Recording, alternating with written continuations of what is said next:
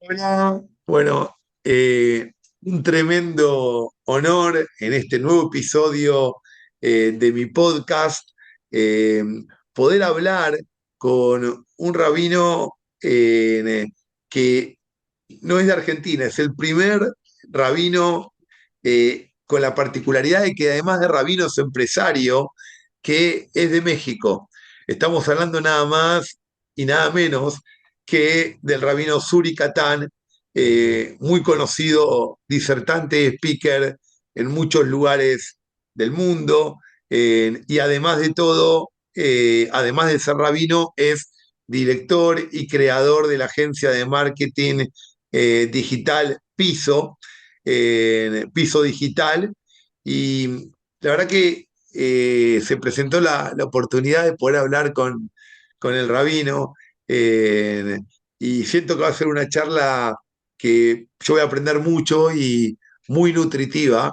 Vamos a hablar de, de varios temas, pero el primer tema que me gustaría poder charlar con el rabino tiene que ver con este doble rol que tiene el rabino de ser rabino y además de todo ser un empresario. ¿Cómo se juega eso? ¿Cómo se combina? ¿Cómo lo lleva?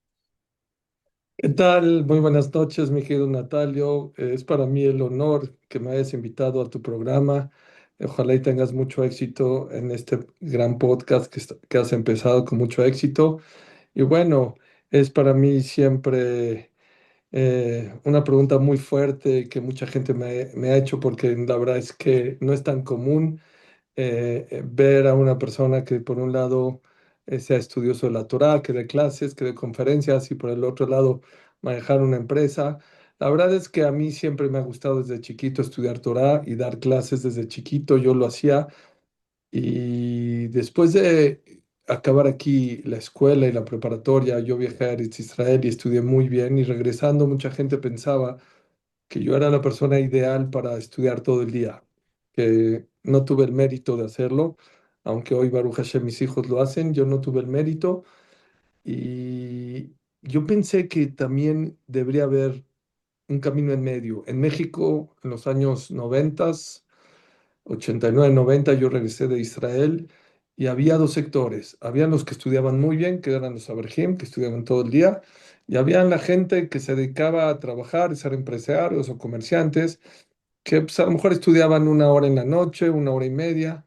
Y yo pensé que existe un camino en medio, un equilibrio, en el cual por un lado puede ser un gran empresario, pero también por el otro lado puede ser un Talmid Jajam, que eso no contradice, ¿no? Si una persona se administra bien su tiempo y tiene su equilibrio, creo que no contradice. Y no nada más contradice, no contradice, yo creo que se complementa de una manera muy hermosa. Y era un doble reto, un doble reto. Número uno, reto porque fui de los primeros o el primero que inició con ese híbrido, como decimos. Y número dos, porque la verdad no es fácil manejar los dos de una manera correcta. Tienes que dedicarle mucho tiempo a tu empresa y también tienes que dedicarle mucho tiempo a tu Torah y a tus clases. Y no es nada más hoy en día, no es Torah y clases, sino a raíz de las clases, muchísima gente pues quiere consejos, quiere asesorarse, pero bueno, cuando una persona pone la voluntad, Dios le da el tiempo y le pone las palabras correctas y le ayuda en el camino para que pueda tener éxito en los dos caminos. Pero la verdad es que no es nada fácil. Impresionante, y impresionante por muchos motivos. Usted sabe, Rabino, que este podcast está armado, está pensado básicamente con con esta hipótesis, digamos, esta afirmación, que es un poco la columna vertebral de nuestro podcast, que es que no, y es como yo trabajo en las compañías en las cuales yo asesoro, ¿no? Yo ya lo dije en otro episodio, me considero un despertador de empresarios y de compañías, ¿no? Yo sueno y esperando que se despierten las personas y las compañías. Y para hacer grandes cambios, para ir a los próximos paradigmas, para enfrentar los desafíos, y es algo que me apasiona y que de alguna manera, ¿cómo llegué yo también hasta acá a hacer esto? Yo vengo del mundo corporativo, yo trabajaba en el mundo de las empresas y yo también hice un proceso de teyugá, de volver a las fuentes. Eh, Quizás tenemos que hablar en español porque hay gente que también va a escuchar que no tiene los conceptos. Y a mí me tocó también trabajando en las compañías. Yo trabajaba en Dow Química, en Nextel, que era una compañía de celulares, y en Bank Boston. Y es muy interesante lo que nos pasa a las personas que trabajamos en corporaciones cuando hacemos teyugá, cuando empezamos a cumplir más las tradiciones judías. Es muy interesante poder entender que es un camino, ¿no? Que no es que uno es un compartimentos estancos donde, digamos, eh, el mundo espiritual es, Natalio es de una determinada manera, en el mundo económico financiero es de otra, o en el mundo emocional o en la familia es de otro, ¿no? Uno es uno solo. Y en este sentido, yo le decía que la premisa, la columna vertebral es que no existe la inteligencia económico-financiera si primero no está la inteligencia emocional y no existe la inteligencia emocional si antes no existe la inteligencia espiritual. Si uno tiene conciencia que está bajo de Hashem y que cuál es el sentido de las cosas que uno hace, para qué hace lo que hace, entonces uno piensa, siente, se emociona y especialmente hace acorde a ese sentido. Y cuando uno está haciendo, accionando acorde a ese sentido, uno empieza a jugar como en otra liga, ¿no? Ahí empiezan las cosas impresionantes. Ahí el tiempo ya no es el tiempo, las distancias y las métricas no son las métricas. Uno empieza a jugar en una dimensión donde asocia a Hashem, donde asocia a Dios en todo el proceso. Y eso es justamente lo que yo quiero hablar con el rabino en el episodio de hoy, ¿no? Cómo lograr asociar a Dios de verdad en este proceso a partir del propio empresario, en cómo lo encara, ¿no? Cómo lo encara buscando ese propósito, buscando, entendiendo que ganar plata no es el propósito, ganar plata es la consecuencia de haber encontrado y haber accionado acorde a ese propósito. Entonces, en ese sentido, quería preguntarle, querido Rabino, desde su experiencia, como rabino y como empresario, ¿cómo se conectan la inteligencia espiritual, la emocional y la económico-financiera en la vida de una persona? Mira, Natalia, es una excelente pregunta. Una de las cosas maravillosas de la Torah es que en pocas palabras nos da mensajes muy grandes. Hay un pasú que dice Shlomo Amelech Bechol derajeja daeu. En todos tus caminos tienes que conocer a Dios. Para la Torah, para la filosofía del judaísmo, no puede ser uno emocionalmente hablando, otro espiritualmente hablando y otro financieramente hablando. No, tienes que ser la misma persona a la hora que hablas de espiritualidad, a la hora de la manera de pensar o de sentir tus sentimientos y a la otra de ser financiero. Cuando eres espiritual, saber para qué trabajas.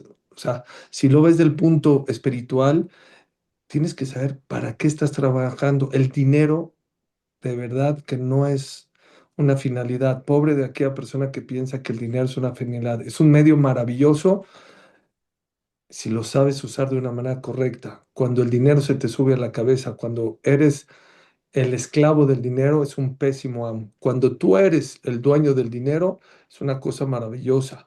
La Torah y los valores te enseñan a emocionarte y a controlar tus emociones de una manera maravillosa.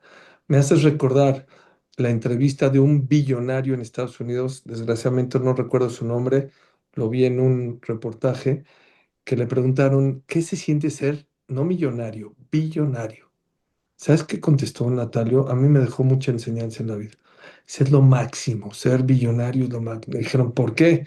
Porque compra yates, porque... tiene avión. Dice, no, el ser billonario es algo maravilloso porque como tengo mucho dinero, tengo muchos empleados que les puedo ayudar a que lleven dinero a su casa.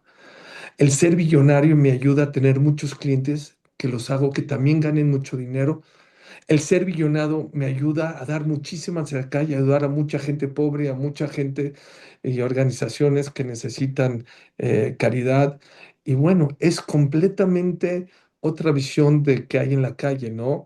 Entonces, definitivamente, este pasuk, Bejol derajeja deu, en todos tus caminos tienes que conectar la espiritualidad, lo emocional y lo financiero. Por ejemplo, financieramente, administrar bien lo que Dios te da, las emociones, no destruir relaciones por dinero, la espiritualidad, saber para qué trabajas. Entonces, en realidad, tenemos que tener todo unido con el mismo hilo, ¿no? Impresionante.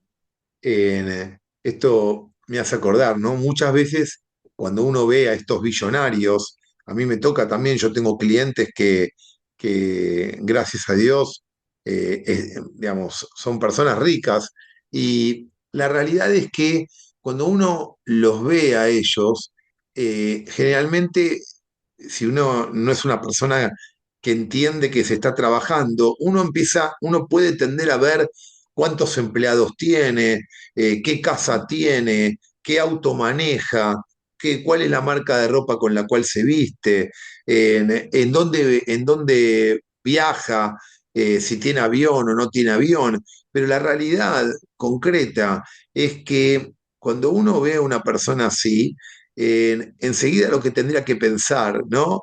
Es como un fruto, ¿no?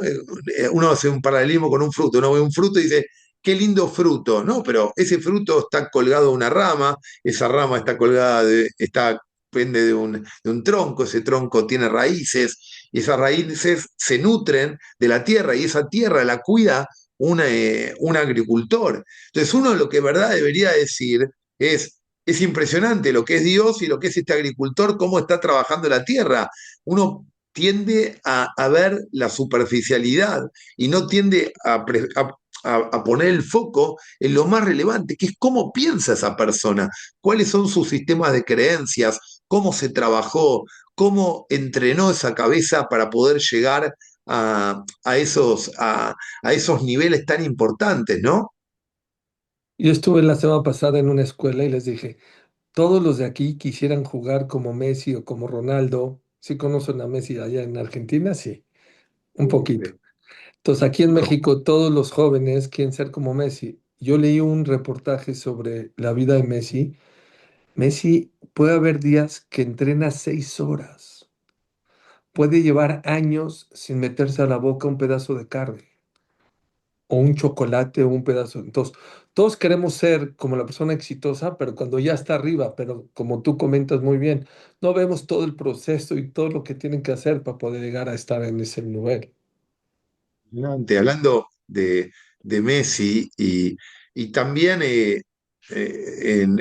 nosotros en Argentina tenemos a Messi, pero también estaba Maradona antes. Y hay una realidad que más allá de de las diferencias que son tan notorias entre Messi y Maradona, había una situación que era totalmente compartida. Ellos llegaban al entrenamiento una hora antes que sus compañeros y se iban siendo las estrellas una hora después.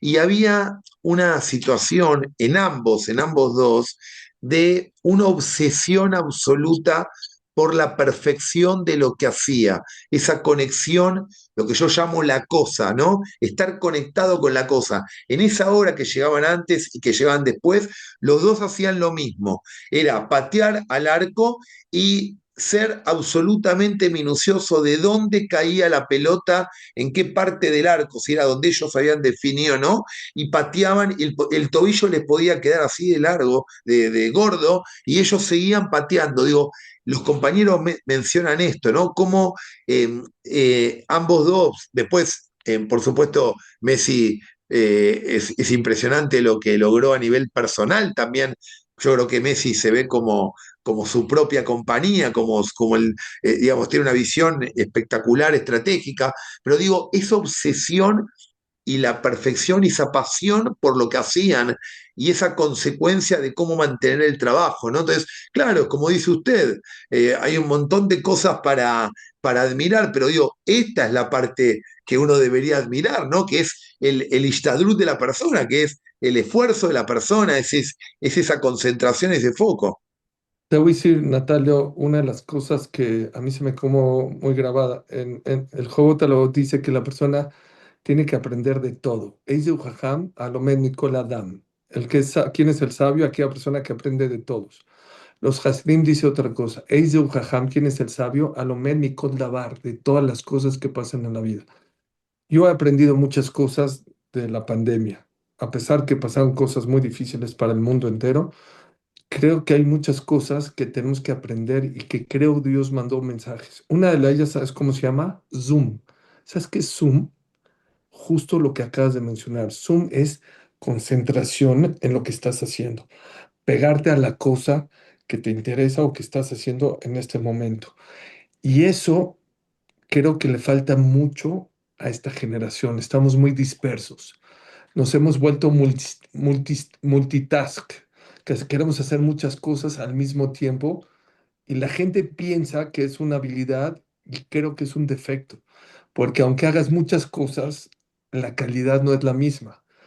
Ayer justo platiqué con un amigo que estudió en una escuela de brillantes en Nueva York. Te va a gustar mucho esto. Y ahí te enseñan muchas cosas como tallar los brillantes, cómo identificar los brillantes, pero una de las cosas muy chistosas que te enseñan es qué pasa si estás viendo un brillante y se te cayó de las manos. ¿Cómo se busca un brillante cuando se te cae de las manos? Entonces todo el mundo dijo, pues prendes las luces y ves y te pones, te vas al piso. Dice exactamente al revés. Para encontrar un brillante tienes que apagar todas las luces y prender una linternita y enfocar exactamente y entonces va a brillar el brillante. Creo que tiene que ver mucho con lo que acabas de mencionar. Messi y la gente exitosa y los grandes rabinos también.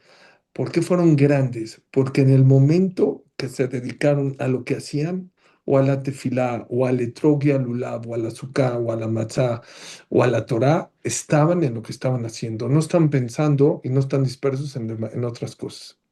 Creo que es un ejemplo muy Impresionante, bonito. impresionante, hermoso. Y ahora me encanta eso. Y justamente me encantaba esta charla con usted, porque de estas tres dimensiones que yo mencioné, usted juega en la dimensión económico-financiera y juega también, yo entrevisto diferentes personas, Puntos. amigos que admiro en cada una de las tres dimensiones. Y en el caso suyo, es como que usted juega en dos dimensiones, ¿no? Que es en lo espiritual y en lo económico financiero. Y eso me parece espectacular porque claramente es un todo. Y en ese sentido, con lo que acaba usted de mencionar antes, el tema de este ejemplo que dijo del diamante y la linterna, yo siempre menciono en las compañías que la productividad de una empresa es la sumatoria de la productividad de sus factores. Entonces, es impresionantemente clave, clave absolutamente, que cada una de las personas, desde el primero al último, inclusive la persona que limpia, mejore sus procesos, esté mirando cómo lograr básicamente mejorar esa productividad, porque si cada uno va a estar en ese juego, en entender cómo puede hacer las cosas mejor, eh, termina dando como consecuencia, trayendo como consecuencia una mejora muy importante en la compañía. Esa es la manera en la que se empieza a cambiar desde adentro, ¿no? Hacia el resultado. Definitivamente, no hay secretos, no hay secretos. O sea, para poder tener éxito hay que hacer bien las cosas. Aquí en China. Total, excelente. ¿Y por qué considera que el desarrollo espiritual, que parecería ser, como dijimos, como algo que, bueno, lo espiritual es otra cosa, es básico, es base para construir proyectos económicos sólidos y con propósito. ¿Por qué ese desarrollo espiritual es tan importante para construir buenos negocios? Mira, hay un famoso Rabbi Salmi Salanter, era un gran rabino que vivió hace 250 años, el cual decía, la persona que piensa que Torah es sacrificar este mundo para tener el mundo venidero, está muy equivocado, no sabe qué es Torah. Torah no es sacrificar este mundo para tener el mundo venidero, sino la Torah es la guía de cómo vivir esta vida para tener este mundo y el otro. Yo lo digo un poco menos filosófico y más aterrizado. Los ricos piensan que la Torah es para los pobres cuando fue creada especialmente para los ricos. La Torah te enseña a cómo ganar dinero, a cómo comportarte cuando ganas dinero, a cómo repartir tu dinero, a cómo cuidar tu dinero. Por ejemplo, la Torah te dice que la Torah es comparada a la sal. Perdón, el maaser, el diezmo, es comparado a la sal. En el tiempo de antes, la carne no tenían dónde congelarla. Entonces duraba muy poquito por el calor, se echaba a perder.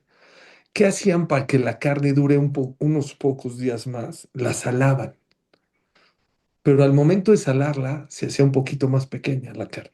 Entonces había gente que decía, no, yo no voy a salar la carne. ¿Sabes por qué? Porque si la salo se hace pequeña. Sí, se hace pequeña, pero te dura más. La Torah te enseña que dar diezmo de tu dinero te lo cuida. Sí, sí, te estás quedando un poquito menos.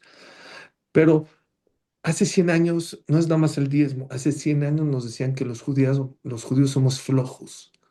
Dejar de trabajar una vez a la semana es dejar de producir el 16%, ¿sabías? Es carísimo.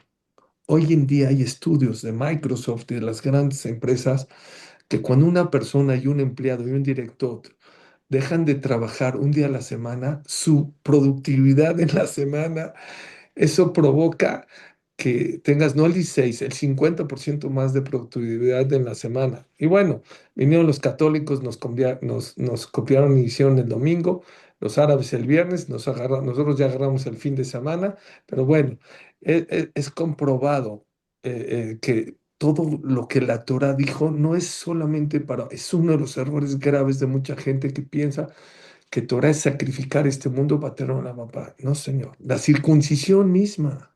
Cuando le preguntaron a Hitler, bueno, ¿qué traes contra los judíos? Dice, los judíos son salvajes.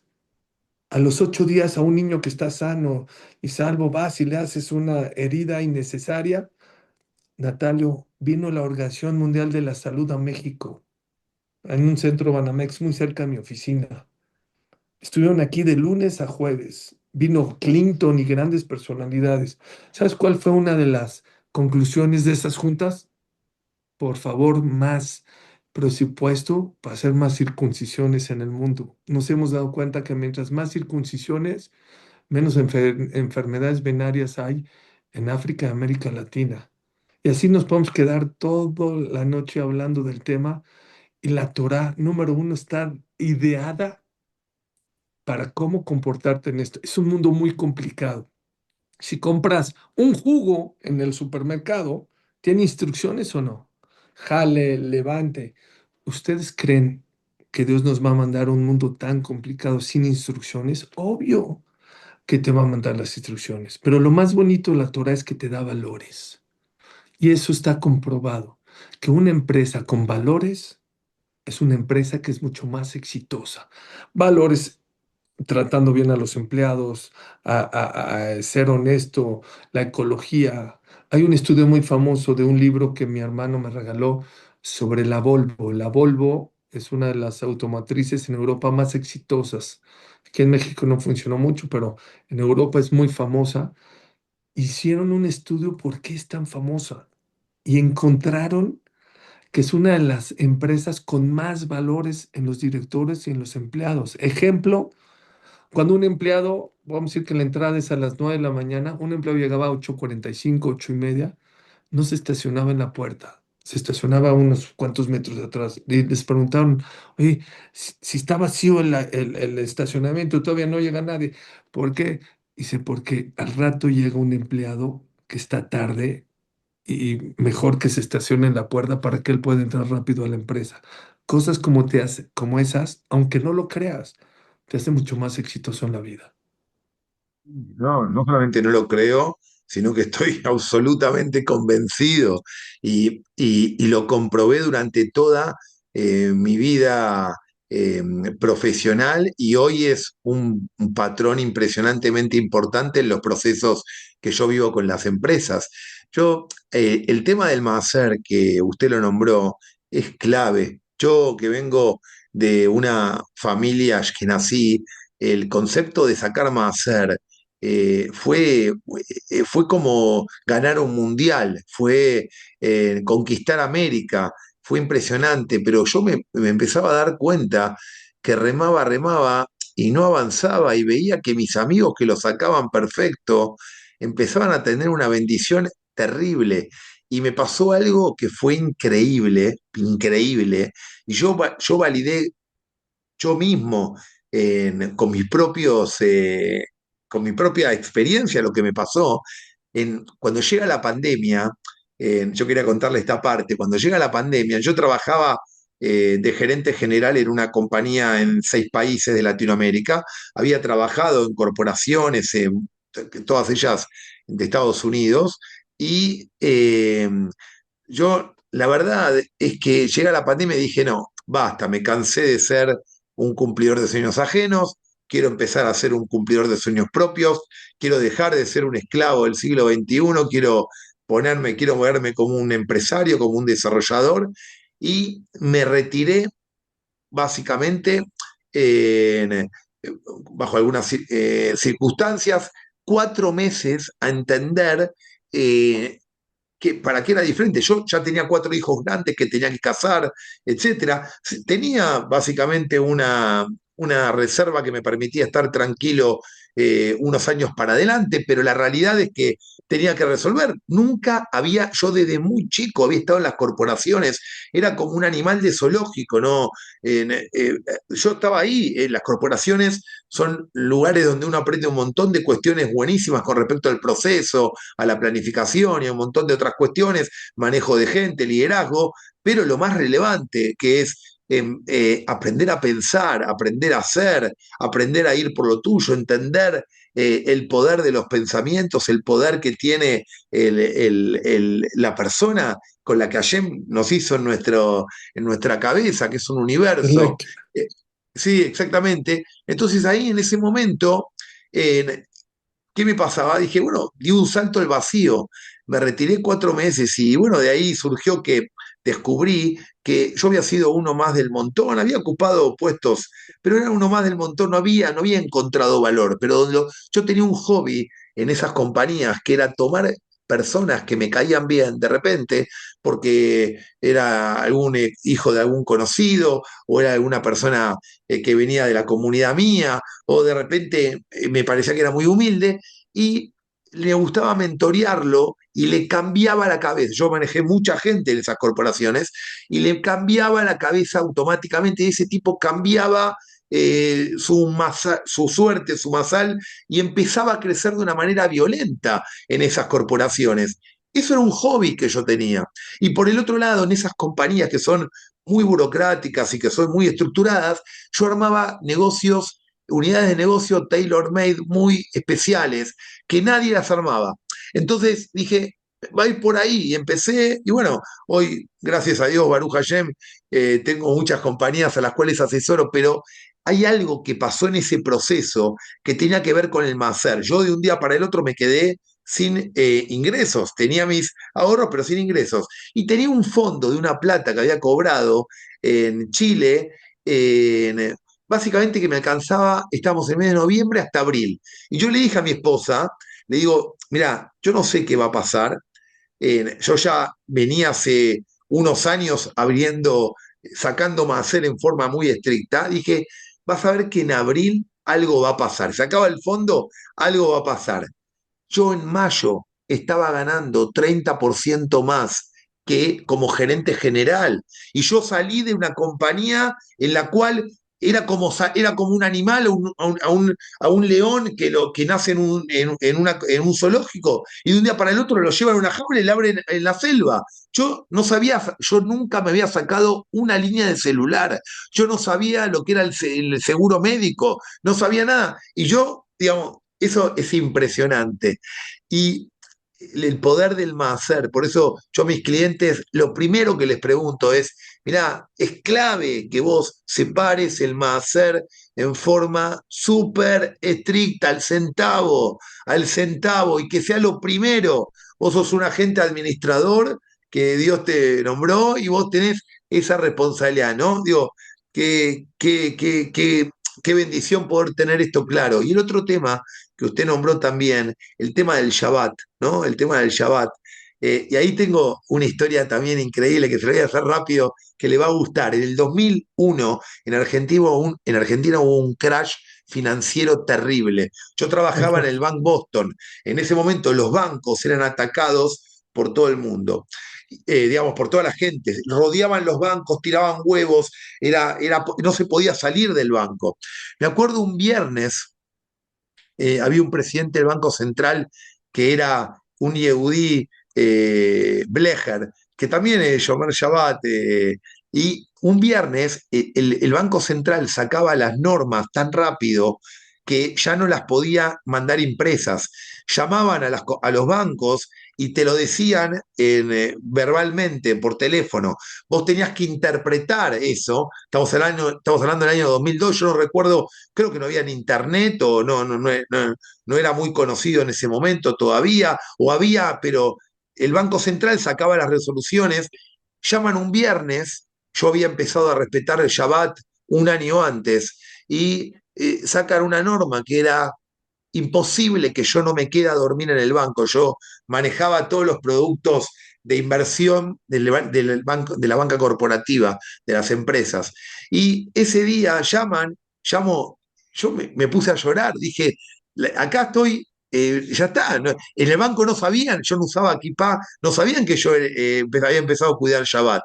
Y en ese momento llamo a mi esposa y le digo, Laura, nos quedamos sin trabajo. Quédate tranquila, yo me voy a ir en algún momento.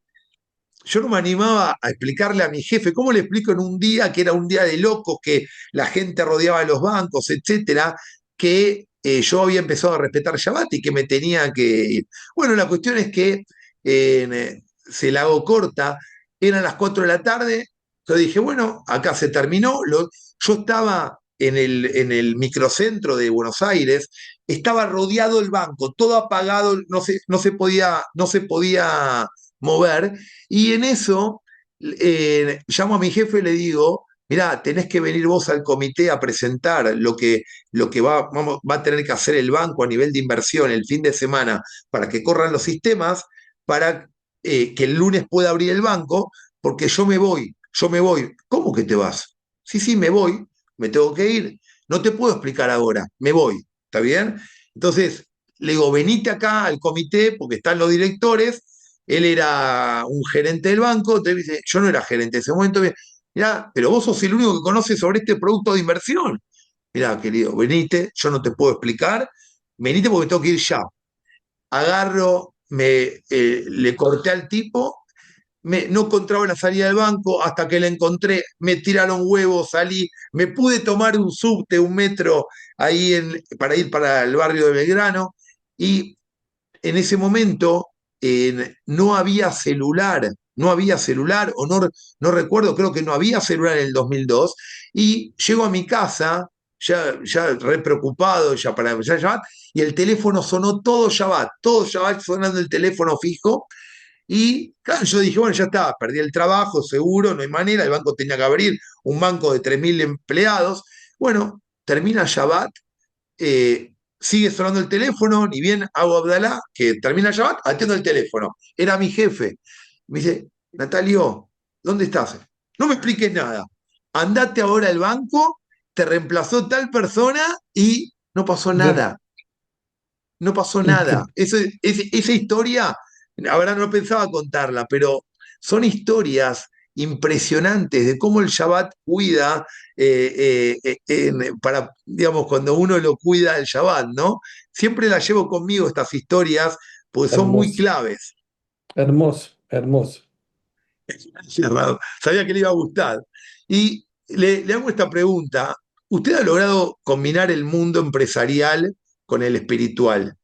¿Y qué aprendizajes eh, tiene de esto, ¿no? ¿Cómo de estos dos mundos y la convivencia de estos dos mundos? ¿Qué aprendizaje usted puede transmitirnos? Bueno, yo creo que uno de los aprendizajes más grandes que yo aprendo de estas dos cosas es que la disciplina es de las cosas más hermosas que le pueden dar a la persona, que las dos te hacen crecer, así como la Torah y el estudio y dar conferencias y clases te hacen crecer. Bueno, salir a trabajar y creo que ya lo has visto tú y como lo que me acabas de comentar ves las manos de Dios. Es increíble cómo en el comercio, en el día a día, te vuelves loco y te puedes, así como en la Torah ves la mano de Dios y ves la sabiduría de Dios, cómo es tan perfecta. Cuando una persona sale a trabajar y piensas que este es el mejor modelo, este es el mejor cliente, por aquí me va a llegar mi parnasá, de repente Dios te demuestra, no, este es el correcto y te enseña de verdad. Yo he contado muchos milagros que me han pasado en mi trayectoria. Yo trabajé desde 1991 hasta el día de hoy, Baruch Hashem. Al principio, no sé si te comenté, pero yo tenía una empresa de ropa, la firma Oscar de la Renta. Después tuve ropa y marketing digital. No pude con las dos y entonces últimamente ya me quedé con lo de piso digital. Pero honestamente, es una de las cosas que yo hay que ser ciego para no ver a Dios en el comercio. Es más, existe una Gemara que dice que es más fácil, Gadol, es más grande la persona que trabaja porque ve más cerca a Dios que cuando estudia. Cuando estudia, lo estudias, pero dice la Gemara, la persona que sale al trabajo puede ver la mano de Dios en cada ratito, en cada situación, en cada día. Eso es una de las cosas que yo he aprendido muchísimo. Y otra cosa, el trabajo y el estudio te quita el tiempo para pecar. No tienes tiempo para te ocupa tanto el trabajo y las clases de Torah y el estudio de la Torah que de verdad no te deja, no te da tiempo para trabajar. Ahora dice, Abatalá me vi de Shimum. Uno de las cosas que más provoca que la persona peque es cuando una persona no hace nada, se para a la hora que quiera, ve lo que quiera, come lo que quiera, hace lo que quiera. Cuando una persona no tiene límites, cuando una persona no tiene responsabilidades, es la madre de todos los pecados. La madre de todos los pecados es cuando una persona está batel. Y el tercer punto, que hay una satisfacción muy grande. Sí, hay veces estás muy aturdido, hay veces estás muy presionado, pero creo que no hay satisfacción más grande y creo que es la mejor definición de alegría, darle palomita al cuerpo y darle palomita al alma, porque salir a buscar tu parnasá y salir a trabajar y superarte económicamente, eso da mucha alegría al cuerpo, pero también al alma. Y cuando una persona también estudia y lo combina con su Torah y mitzvot, bueno, no es fácil. Mira esta frase que repito mucho en mis clases, Natalio. La Torah no es fácil y vivir un híbrido entre Torah y empresa no es fácil, pero es muy placentero. Allá en la calle, bueno, mucha gente a lo mejor es muy fácil la vida, pero no es tan placentera. Y aquí, yo salgo de tu casa a las 7 de la mañana y acabo mi día a 10, 10 y cuarto, 10 y media de la noche. O sea, sí, obviamente unos minutos, 15 minutos para desayunar y a lo mejor una hora para comer. Y bueno, pero no es fácil, pero es muy placentero. Entonces son los tres puntos que yo veo, ¿no? Que te ayuda mucho a tener disciplina, que te ayuda mucho a tener responsabilidad y que es muy satisfactorio y ves mucho la mano de Dios en los dos lados. Em, Impresionante. Y eh, quería preguntarle cómo se puede transformar el trabajo y los negocios en una herramienta para generar impacto positivo y trascendencia, ¿no? Eh, ¿cómo se puede lograr eso? Déjame contarte una anécdota y a raíz de esa anécdota me vas a entender la respuesta que te voy a dar. Yo tengo un cliente que es un cliente muy importante para mí, por cierto, Yudi, y cada vez que voy yo trato de ser muy amable con todo el mundo y la secretaria que recibe a las personas de esa empresa es muy déspota, siempre está enojada. Híjole.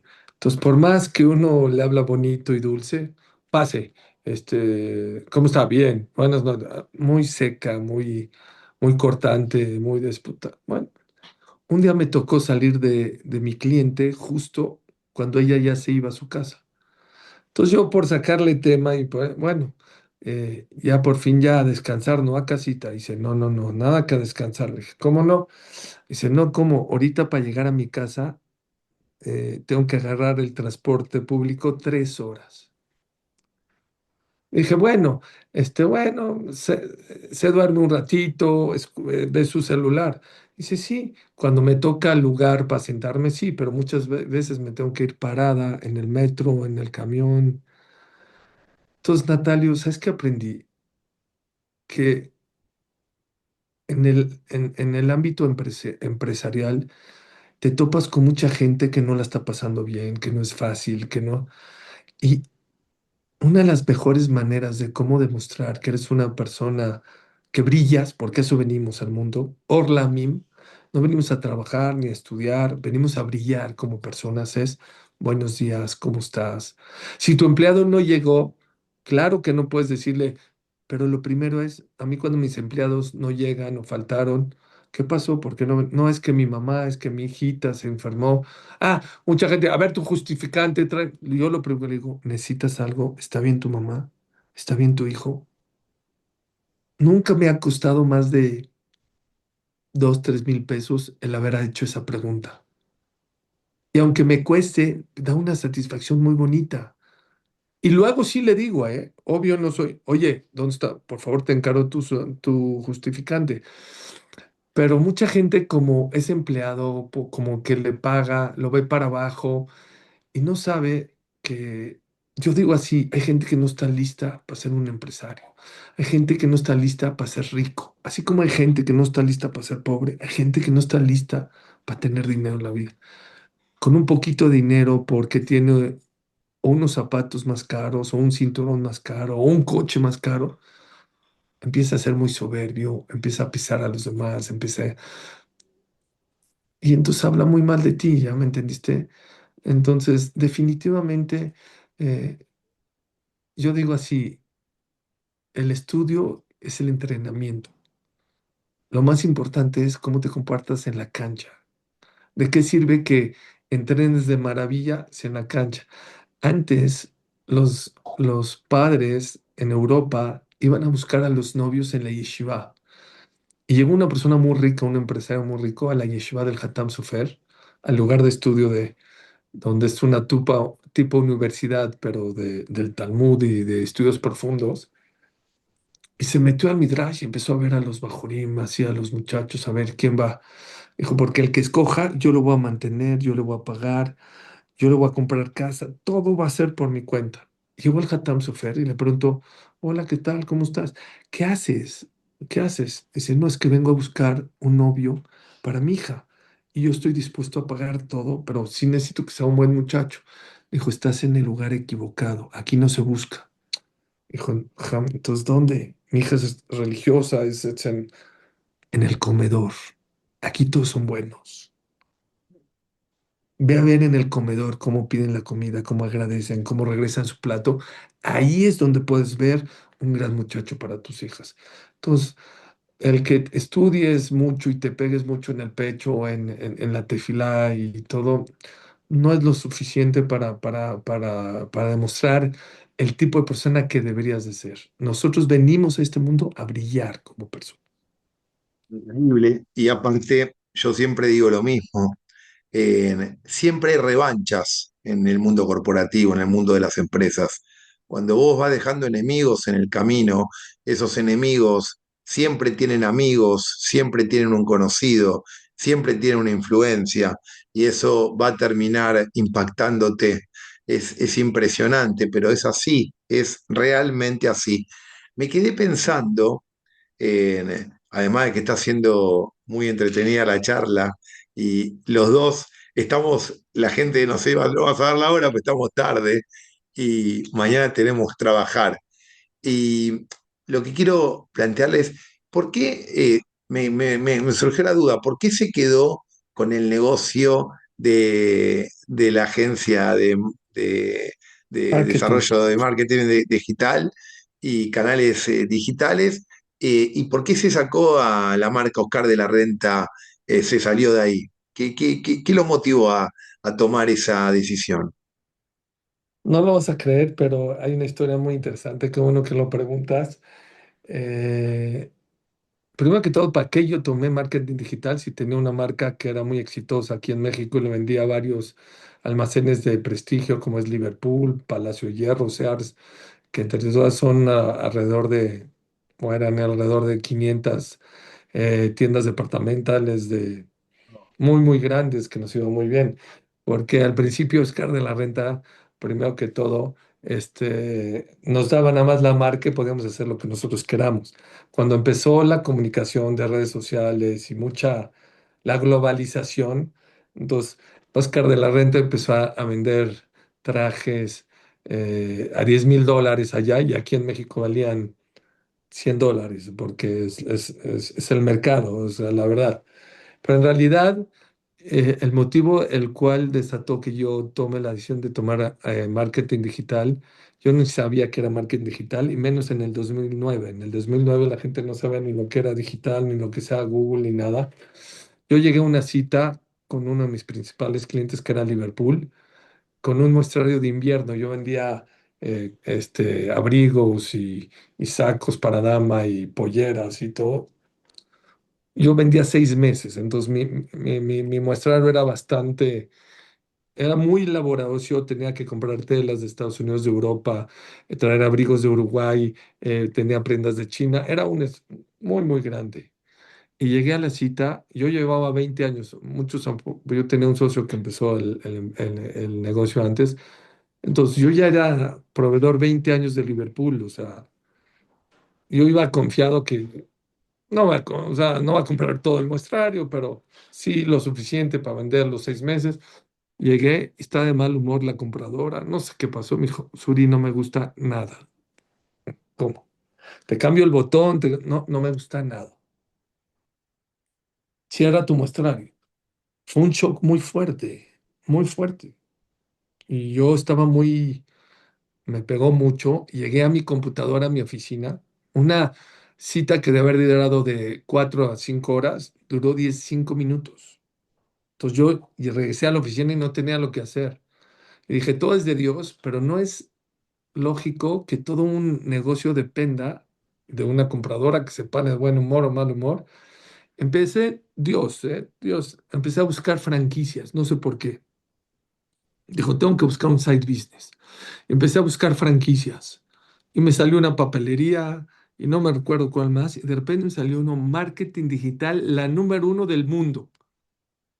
Me llamó porque decía que era la número uno del mundo. Dije, no sé ni qué es, pero pues como es franquicia, yo sabía que las franquicias es algo más seguro. Les escribí. No voy a hacer el cuento largo. Me empezaron a contactar, fueron los primeros que me contactaron, eran de Canadá. Y el martes Liverpool me habló y había vendido, pero yo ya había tenido contacto con la gente de Canadá y me empezaron a marcar y si eres candidato y dije, es que yo no sé nada de computación, yo no soy ingeniero, yo pensaba que tenía que ver con computación, no sé. Dijo, señor, no tiene nada que ver. Me dijo, a ver, dígame su perfil. Dije, doy clases. Dice, lo mejor que puede hacer para esto es dar clases porque hay que saberlo vender, porque es intangible. Eran campañas, eran páginas web. Ya le iba a colgar el teléfono. Me dijo, por favor, no me cuelgue. Le paso a mi jefe. Dije, a ver, pásemelo y me convenció. Dije, va. Me mandó el contrato y luego me di cuenta que dentro del contrato me obligaban a estudiar como 3, 4 meses y hacer exámenes. Dije, no. Y todo en inglés. Dije, yo ya tengo mi empresa, yo tengo mis clases de Torah. No, no. Pero, ¿qué crees, Natalio? Lo tomé como un reto en mi vida. Yo tenía pues 40 años más, yo ya tenía con mi empresa 20 años, no me iba nada mal, pero lo tomé como un reto y estudié 4 meses, me fui a Toronto a certificarme, Shabbat obviamente no, de 7 de la mañana a 7 de la noche. Yo me acuerdo que el tercer día lloré porque era mucha presión, porque no te dejaban, te daban 15 minutos de recreo y si llegabas tarde te ponían a cantar delante de todos, entonces no podías llegar tarde. Y así me tuvieron de 7 y regresé y empecé con marketing digital. Empecé a hacer yo unas campañas de Google y llegué a tener, gracias a Dios, creció muchísimo. Y luego a mí me gusta mucho dar clases, me fascina. Lo hago mucho por vocación y conferencias y demostrarle al mundo que la Torah no está hecha para tener Olam Abba, sino para tener este mundo. Y la ropa me quitaba muchísimo tiempo. Ya se hizo, eh, era muy largo el proceso y me di cuenta que en lo digital me tenía más tiempo para mí y puedo delegar más tiempo. Y fue una de las razones principalmente por el cual decidí irme más por lo digital, aunque la ropa es muy buen negocio y deja mucho dinero, pero no siempre el dinero es lo más importante. O sea, en la calle time is money, para mí es money's time, para mí el tiempo vale oro. Y creo yo que la persona que quiere tener una empresa muy exitosa de ropa, sería muy difícil tener este rol que yo tengo de ser un híbrido. En lo digital creo que es mucho más fácil.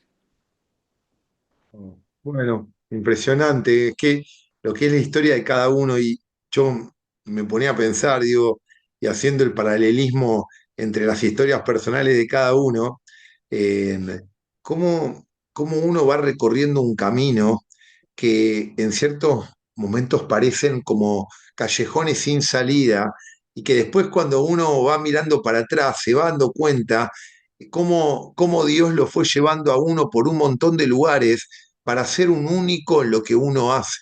Y a mí me pasa hoy, a mí me pasa esto, digo, a mí hoy que me toca, cuando yo llego a una compañía y es una sensación de vértigo impresionante porque la compañía necesita un cambio, digamos, Radical, radical y poder lograr hacerlo en forma armoniosa, me llevarlo fascina. adelante, es fascinante, es apasionante.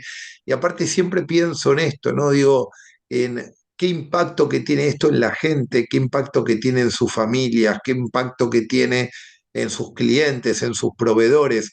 Ese es mi aporte, ¿no? Ese es mi aporte, digo, y em, al final, en el fondo de todo esto, ¿no? Digo, en el núcleo de todo esto, es el crecimiento de la persona, ¿no? O sea, Es que, estamos. eh, es que aprendes, Natalio, perdón, pero es que aprendes, para mí, imagínate lo que pasó en mi cabeza cuando me salí de Liverpool sin vender una sola.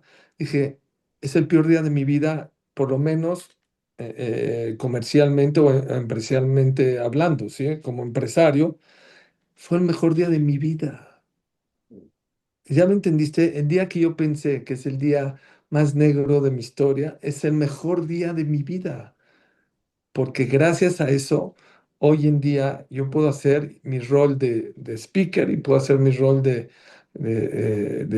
director de digital. Y si no, o tendría que cambiar de rumbo y buscar otra cosa, o tendría que dejar de dedicarle a la gente que amo ayudarle, como tú en tu caso, o dejar de dar conferencias y clases que también yo amo, ¿ya me entendiste?